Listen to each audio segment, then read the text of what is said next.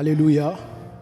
Que la paix, la grâce et la joie de notre Seigneur Jésus-Christ vous soient accordées partout où vous êtes en train de nous suivre à pareil moment. Aujourd'hui, Dieu nous fait grâce encore une fois de nous réunir au travers de ces différents canaux que nous avons eu grâce à cette nouvelle technologie. Et Dieu a voulu à ce que nous puissions partager sa parole que nous allons trouver dans les livres de Job. Nous allons lire le premier chapitre de Job. Nous prendrons les 6e, les 7e, le 8e et le 9e vers. Ensuite, nous allons lire dans 2 Timothée chapitre 4, du 6e jusqu'au 8e vers. Je vais conduire la lecture dans Job chapitre 1er, 7 à 8. L'Éternel dit à Satan, « D'où viens-tu » Et Satan répondit à l'Éternel, « De parcourir la terre et de m'y promener. » L'Éternel dit à Satan, « As-tu remarqué mon serviteur Job? Il n'y a personne comme lui sur la terre. C'est un homme intègre et droit, craignant Dieu et se détournant du mal. » Et Satan répondit à l'Éternel, « Est-ce d'une manière désintéressée que Job craint Dieu? Parole du Seigneur. » Nous allons prendre aussi dans 2 Timothée chapitre 4, 2 Timothée 4, et nous allons lire les 6e jusqu'au 8e vers. Je conduis la lecture dans le nom de Jésus-Christ. « Car pour moi, je sers déjà des libations et le moment de mon départ approche. J'ai combattu le bon combat, j'ai achevé la course, j'ai gardé la foi. Désormais, la couronne de justice m'est réservée. Le Seigneur, le juste juge, me la donnera dans ce jour-là, et non seulement à moi, mais encore à tous ceux qui auront aimé son avènement. Parole du Seigneur. Depuis un temps, l'Église est en train de développer un thème que nous avons eu à intituler « Mener une vie intègre pour témoigner Christ ». Mener une vie intègre pour témoigner Christ. Nous voyons dans la lecture que nous avons faite, dans les 2 lectures que nous avons faites, nous y voyons 2 types de personnages. L'un qui est en train de subir les témoignages de son Créateur, il est en train de subir les témoignages de Dieu, et l'autre qui témoigne lui-même de sa conduite. Il témoigne lui-même de ses exploits, de ce qu'il a eu à accomplir dans sa marche avec Dieu. J'allais même donner un 3e type de personnage que la Bible nous présente. Là, on parle de Dorcas, qui était en train de poser de bons actes pour ou en faveur des gens de sa cité, les gens de son village où elle était en train d'habiter. Et d'emblée, je veux dire à quelqu'un qui est en train de me suivre à ce moment, que la vie d'intégrité, on ne la mène pas par hasard. La vie d'intégrité, on n'est pas surpris de la mener, mais la vie d'intégrité, on est conscient de celle-ci. On est conscient qu'on est intègre, on est conscient qu'on est juste, on est conscient qu'on est droit devant Dieu. S'il faudrait revenir sur la définition de l'intégrité, nous avons dit d'une personne qu'elle est intègre lorsque celle-ci est incapable de se laisser corrompre pour agir contre son devoir.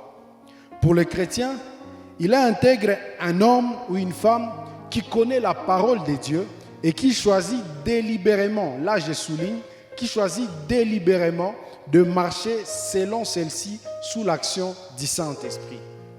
Dans la Bible, une fois on utilise, souvent on utilise dans la Bible des termes comme juste, des termes comme homme droit, homme sage, homme au cœur pur, tout ceci pour désigner l'homme intègre, l'homme qui marche selon le voie de l'Éternel. Permettez-moi de vous donner en quelques minutes l'ossature de notre exhortation de ce jour et nous allons continuer dans le vif de notre matière.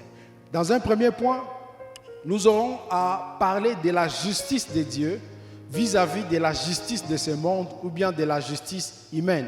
Ça, c'est le premier point que nous aurons à développer. Dans un deuxième point, nous allons parler des 3 dimensions de témoignage. 3 dimensions de témoignage. Et enfin, dans le 3e point, nous aurons à parler de quelques leçons à retenir de la vie d'un juste. Quelques leçons que moi et toi allons retenir aujourd'hui au travers de la vie d'un juste que la Bible nous présente. Et ici, il s'agira de la personne de David. Et sans plus tarder, parlons de notre premier point, la justice ou l'intégrité. Le monde dans lequel nous évoluons a défini de sa façon la justice, ou soit le fait d'être juste. Un juste, selon le monde, c'est quelqu'un qui est correct vis-à-vis de la loi, vis-à-vis de la morale, bref, quelqu'un qui fait de bonnes choses, quelqu'un qui pose de bons actes. Aux yeux du monde, cette personne, elle est juste, cette personne est intègre. Cependant, pour Dieu, la justice va au-delà des textes de loi, elle va au-delà des actes, mais va jusqu'au cœur de la personne qui fait l'objet. Alléluia. Souvenez-vous de ce qu'il a dit au sujet de Saül lorsqu'il fallait oindre David comme roi, dans 1 Samuel chapitre 16, le verset 7. On est en train de poser à Ésaïe de présenter tous ses fils, et on nous dit qu'on a eu à présenter Abinadab, et lorsque on a présenté Abinadab, Saül a crié que c'était lui la personne que l'Éternel avait choisie. Mais au travers de cette action-là de sélectionner parmi les enfants d'Isaïe qui devait devenir roi, nous avons eu accès à la pensée de Dieu. Nous avons eu à découvrir quelle est la justice aux yeux de Dieu. Et c'est dans cette circonstance que Dieu nous a révélé sa pensée en nous disant que l'Éternel ne considère pas ce que l'homme considère. L'homme regarde à ce qui frappe les yeux, mais l'Éternel regarde au cœur. Alléluia. L'Éternel regarde au cœur.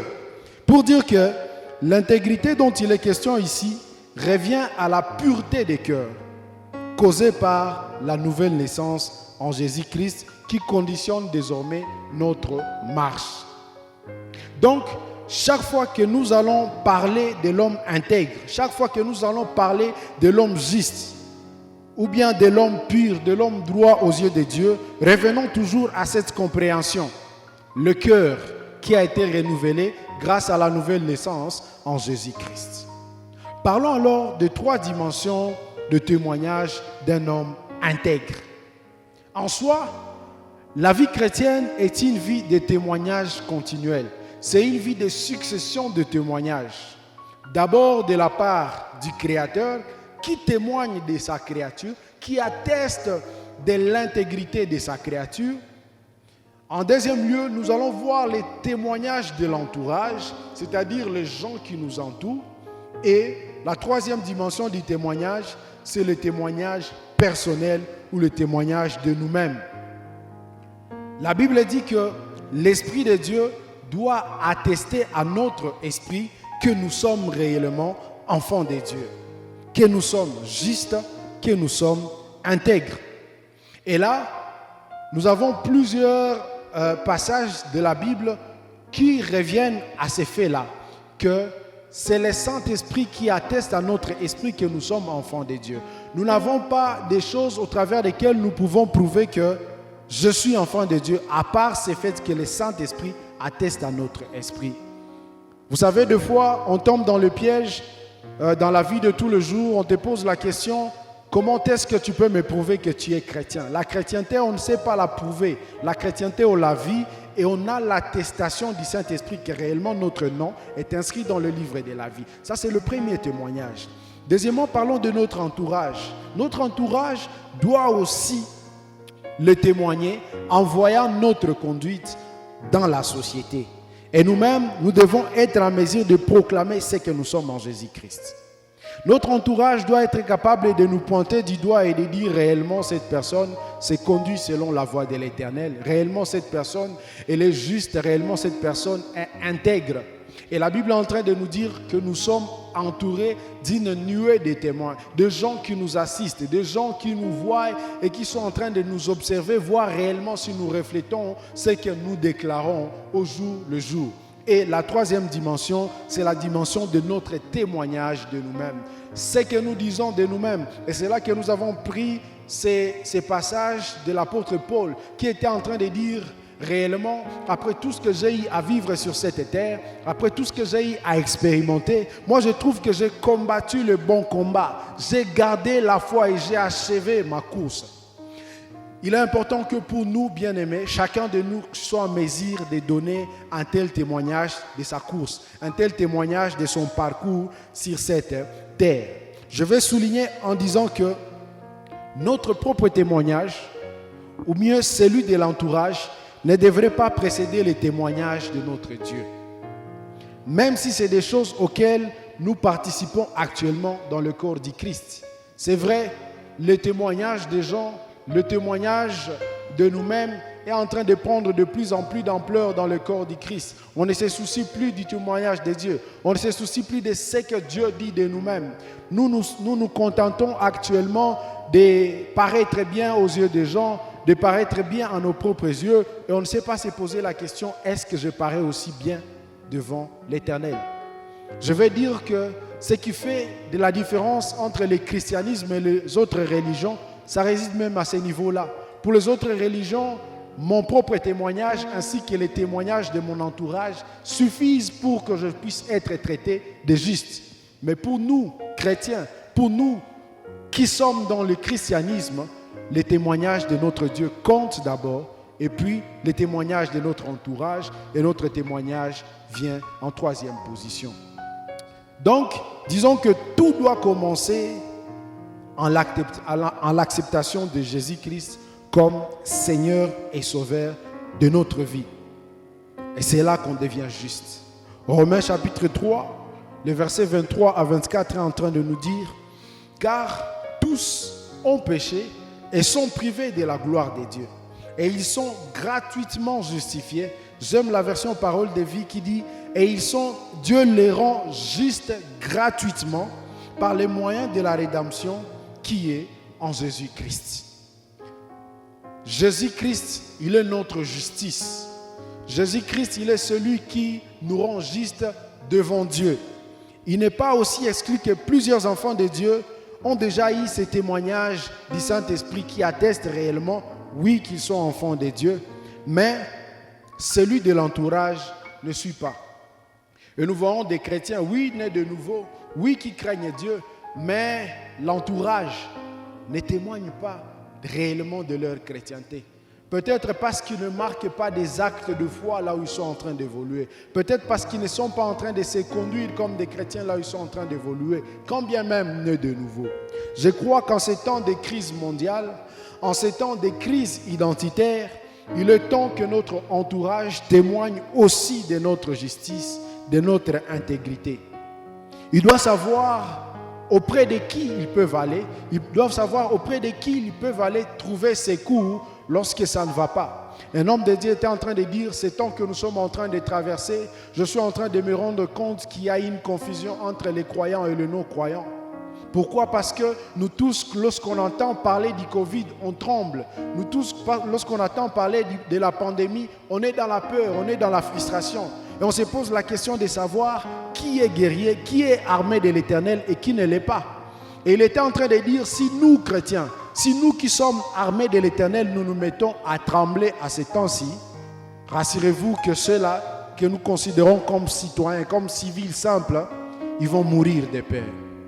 Il est temps que nous, enfants de Dieu, il est temps que nous, justes, nous puissions nous armer de l'assurance et de l'audace afin de braver la peur pendant ces temps de crise, pendant ces temps de tumulte que la terre est en train de traverser actuellement. Nous ne devons pas nous confondre à la foule. Nous ne devons pas marcher comme tout le monde. Nous ne devons pas parler comme tout le monde. Oui, il est vrai qu'aujourd'hui, sur tous les médias, on est en train de parler de la pandémie qui est en train de ronger le monde entier. Mais nous, en tant que chrétiens, quel est le langage que nous devons tenir pendant ces moments-ci? La Bible est en train de déclarer que seul le nom de Jésus-Christ doit être proclamé partout et sur toute la terre. Et rien ne peut remplacer cette parole. Rien ne peut remplacer cette promesse. Nous sommes appelés à élever le nom de Jésus-Christ à temps comme à contre-temps, parce que nous sommes enfants de Dieu et parce que notre espérance est cachée en Jésus-Christ. Nous vivons un temps compliqué où Dieu se cherche des gens sur qui il peut compter. Nous vivons un temps compliqué où Dieu cherche des gens sur qui il peut s'appuyer afin de manifester sa gloire sur cette terre. Le monde en même temps est en train de chercher des gens justes, des personnes intègres sur qui il peut compter comme jamais auparavant. Et Dieu est à la recherche des hommes intègres et le monde actuellement est à la recherche des hommes intègres. Il est donc très important en tant que chrétien de mener une vie chrétienne, mais bien aimée, une vie intègre. Plusieurs avantages sont attachés à ce mode de vie. Plusieurs avantages sont attachés à ce fait d'être intègre et juste, non seulement devant Dieu, mais aussi devant ceux-là qui nous entourent et devant nous-mêmes. Alors parlons alors de quelques leçons que nous pouvons tirer de la vie d'un homme intègre, d'un homme juste que la Bible a eu à nous présenter, l'homme de David. Et là, je veux vous prier de tenir vos Bibles avec moi et d'ouvrir dans le psaume. Nous allons ouvrir ensemble le psaume chapitre 37 et nous allons lire ne fût-ce que 2 vers. Psaume 37, les 25e et les 26e vers. Je veux conduire la lecture dans le nom de Jésus. Écoutez ce que l'homme de David est en train de nous dire.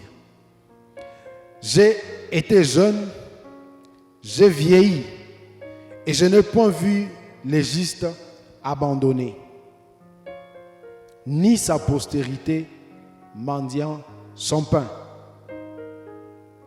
Toujours il est compatissant et il prête, et sa postérité est bénie. Alléluia. Nous connaissons tous l'histoire du roi David dans la Bible.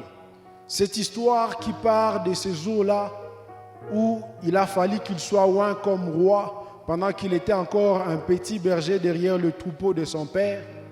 Dieu l'a choisi et il a placé sa main sur lui afin qu'il puisse présider à la destinée de son peuple qui est Israël. Nous savons tous que cet homme a eu à parcourir dans sa royauté, les exploits qu'il a eu à mener, parmi lesquels le plus grand exploit que nous connaissons, c'est ce combat-là qu'il a opposé au géant Goliath.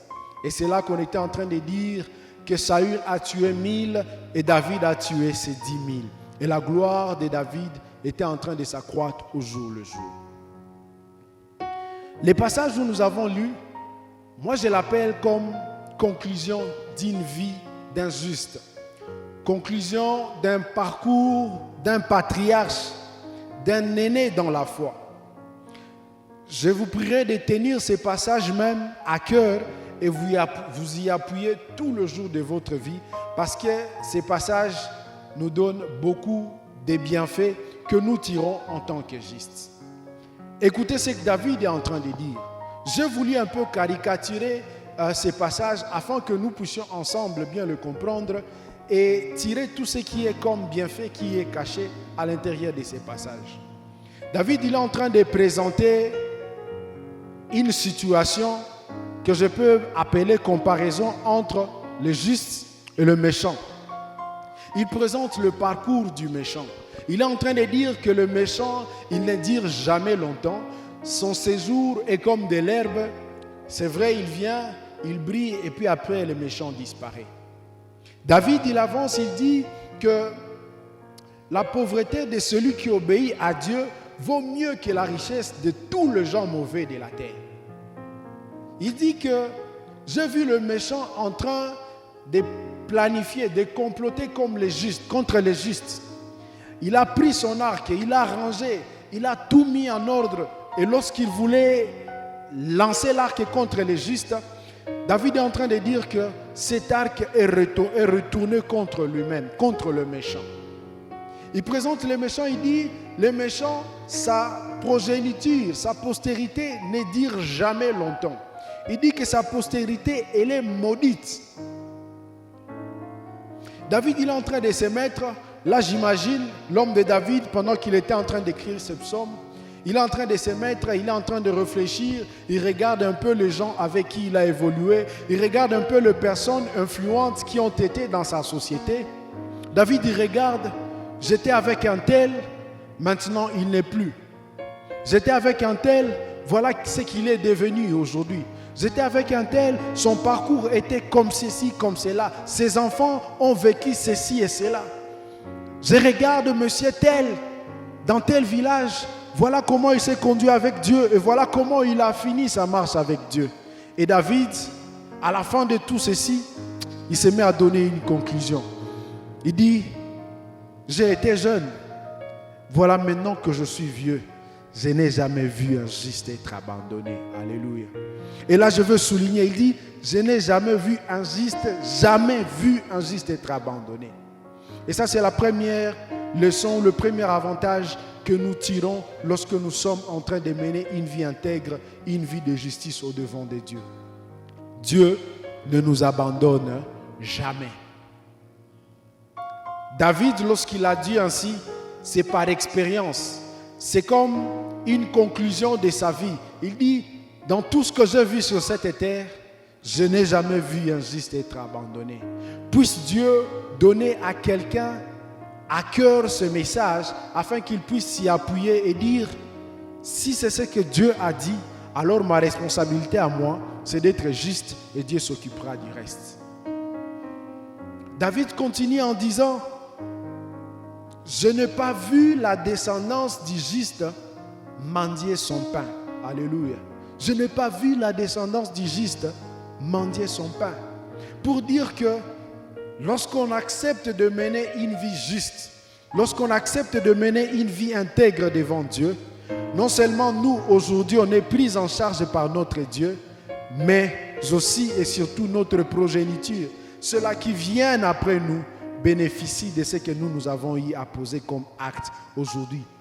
Combien de parents aujourd'hui posent des actions justes, des actions dignes et louables devant Dieu pour qu'à leur absence, lorsque eux passeront, leurs enfants puissent en bénéficier. David, il est en train de dire, toujours dans ses psaumes, il dit que je vis l'homme mauvais devenir très puissant. Et ça, j'ai aimé. Il dit, je vis l'homme mauvais devenir très puissant. Sa puissance s'est étendue. Il a pris de l'ampleur comme les cèdres du Liban. Lorsque j'étais en train de parcourir la Bible me dit que les cèdres, c'est un grand arbre. C'est un arbre géant qui peut facilement atteindre 30 mètres de hauteur. Et lorsqu'on utilise cet arbre dans la Bible, lorsqu'on veut faire cette métaphore, c'est pour exprimer une toute grande puissance. Et David dit, je vis l'homme mauvais devenir très puissant. Il s'est développé comme les cèdres du Liban, mais il est parti. Il n'existe plus. Je l'ai cherché, il a disparu. Je ne sais pas le repérer partout. Ça, c'est l'histoire de sa vie. Il est en train de voir tous ces méchants qui ont marqué son temps, qui ont semblé réussir pendant une période donnée. Il dit aujourd'hui, je ne le vois plus. Et lorsque j'ai creusé un peu en profondeur, j'ai compris que même la descendance de ces méchants-là, ils n'existaient plus. Tous, ils avaient déjà disparu. Pourquoi? Parce que le méchant ne durera pas toujours. Mais le juste et sa descendance, ils demeureront et ils posséderont en héritage le pays. Alléluia.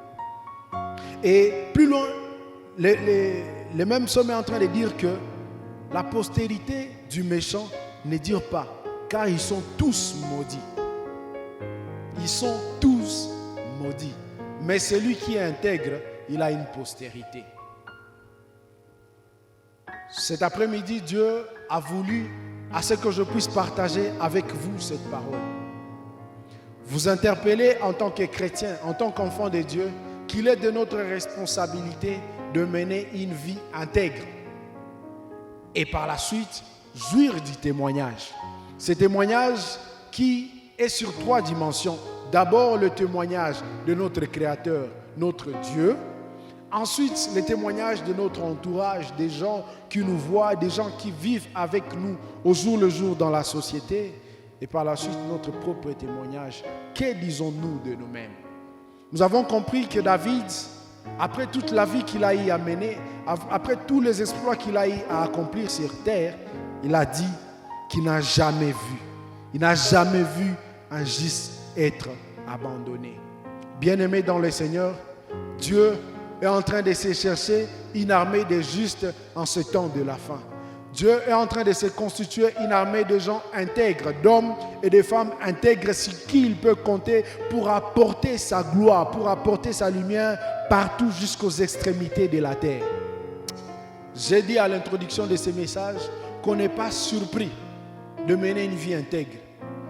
On ne l'amène pas par hasard. On choisit de mener une vie intègre.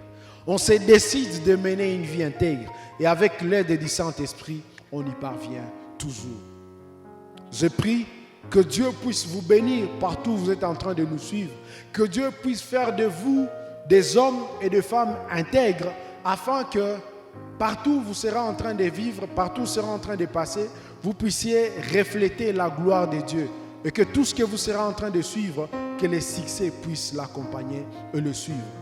Que Dieu puisse bénir sa parole, que Dieu puisse bénir vos familles qui actuellement sont confinées.